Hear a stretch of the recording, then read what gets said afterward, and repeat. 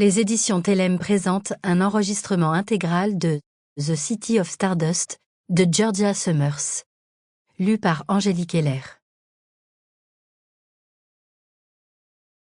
Elle s'avança d'un pas, le front pensif, la bouche conspirant d'émotions secrètes.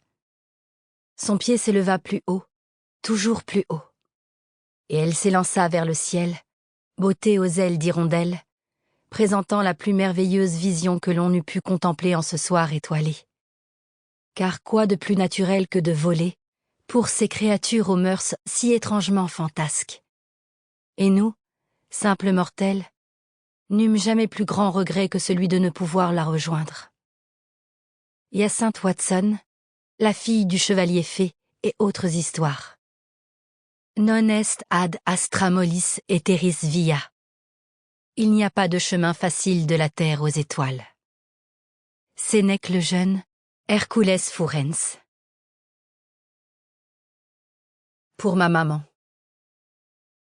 Prologue. À Paris, un enfant disparaît. Un bébé, plus précisément. Le voilà dans son landau, jouant avec ses poings potelés tandis que sa mère le pousse dans les rayons de l'épicerie. Elle détourne un instant. Rien qu'un instant, devait-elle insister plus tard. Les yeux. Le temps d'examiner sa liste de courses, car elle est certaine d'avoir oublié quelque chose sans bien savoir quoi.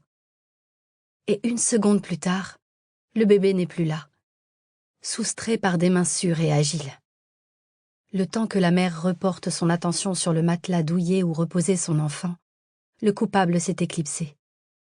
En ces secondes où son cœur défaille, entre la prise de conscience et le hurlement rauque qui lui laboure la gorge, elle hume une inhabituelle odeur de vanille.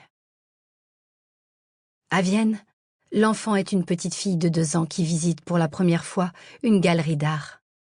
Enjôlée par un chant qui évoque le souvenir du ventre maternel, une mélodie qu'elle n'a jamais entendue et qu'elle connaît pourtant depuis toujours, elle profite du fait que ses parents admirent un tableau pour se faufiler au milieu d'une foule de touristes, vers une étreinte aimante, et disparaît pour toujours.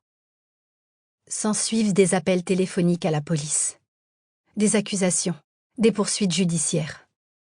Les enquêteurs vérifient consciencieusement les caméras de surveillance et se rendent compte que les données sont irrémédiablement corrompues. Quelqu'un mentionne bien la présence d'une femme au parfum de vanille, mais le détail n'est pas pris en compte et l'enfant reste perdu. À Prague, c'est un garçon aux yeux couleur de verre gris poli par la mer. Il marmonne dans son sommeil. Sample complete. Ready to continue?